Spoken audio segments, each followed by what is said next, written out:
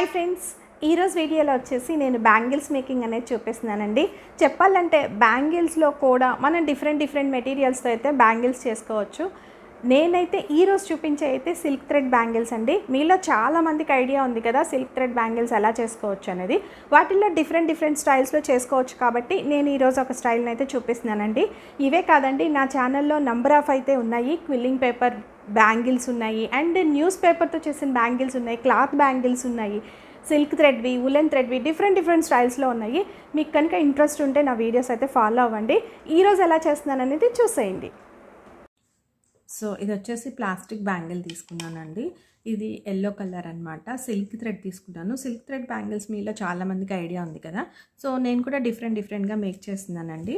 So ఇవి వచ్చేసి ఫ్లాట్గా ఉండే పర్ల్స్ అనమాట. అంటే మనకి హాఫ్ వరకే ఉంటుంది, ఫ్లాట్గా ఉంటాయి ఇవి, పైన షైన్ అవుతూ. ఇది వచ్చేసి బిగ్ సైజ్ తీసుకున్నాను, ఇది ఏమో స్మాల్ సైజ్ అనమాట. 2 సైజెస్ వేరియేషన్ తీసుకున్నాను. నెక్స్ట్ ఫస్ట్ వచ్చేసి మనం దేనికైనా ఇట్లా రోల్ చేసుకోవాలండి. సిల్క్ థ్రెడ్ అనేది రోల్ చేసుకోవాలి. సో ఇలా హోల్డ్ చేసి పట్టుకొని ఇట్లా ఒక 25 or 30 లైన్స్ అయితే తీసుకోవాలి మనం. సో ఇలా రోల్ చేసుకున్నాక ఈ థ్రెడ్స్ అన్నీ గట్టిగా హోల్డ్ చేసి పట్టుకొని మనమైతే ఇక్కడికి కట్ చేసేసుకోవాలండి. కట్ చేసుకున్నాను. కట్ చేసుకున్న తర్వాత వచ్చేసి ఫ్యాబ్రిక్ గ్లూ అనేది అప్లై చేసుకోవాలి.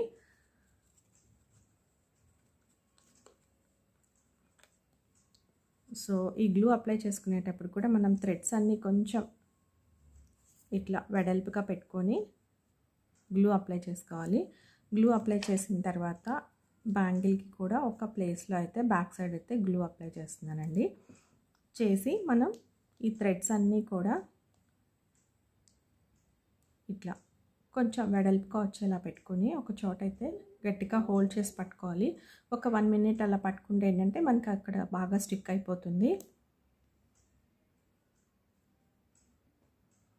సో ఇప్పుడు ఇలా మనం బ్యాంగిల్ చుట్టూ కూడా రోల్ చేసుకోవాలండి.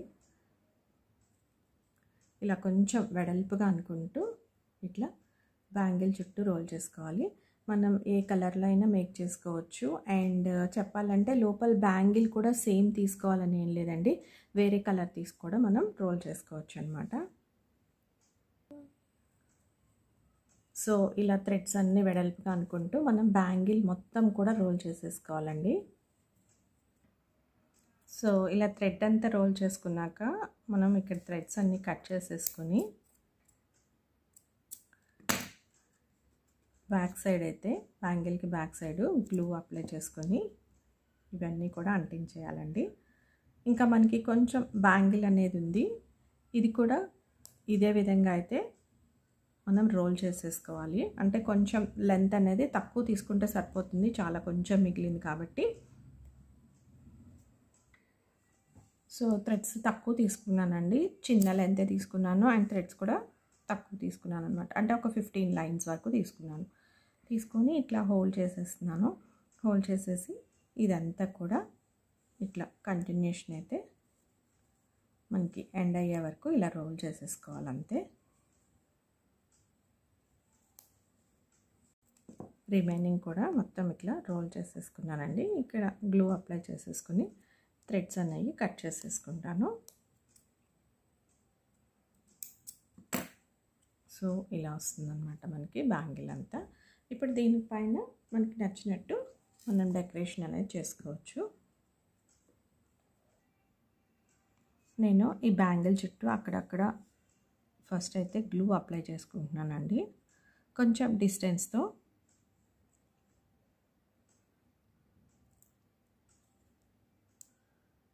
ఇలా మన ఇష్టం, డిస్టెన్స్ అనేది మనం కొంచెం దగ్గరగా కావాలన్నా దగ్గరగా పెట్టుకోవచ్చు, లేదు కొంచెం డిస్టెన్స్తో అయినా పెట్టుకోవచ్చు.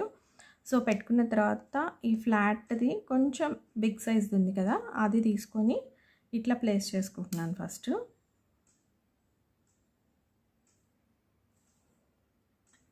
సో ఇలా పెట్టుకున్న తర్వాత వచ్చేసి ఇప్పుడు చిన్నవి ప్లేస్ చేసుకుంటున్నానండి.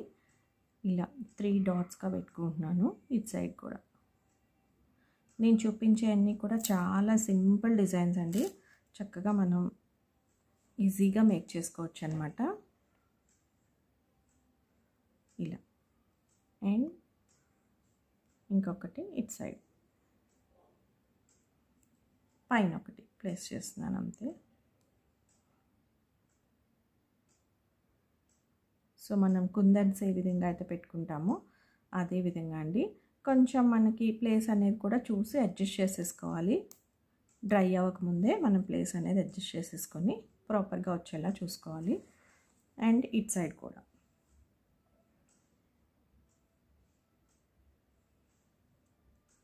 ఇయర్ బడ్తో కూడా పెట్టుకోవచ్చండి ఇవి. సో ఇలా సింపుల్ డిజైనే, దీనికి కూడా అంతే.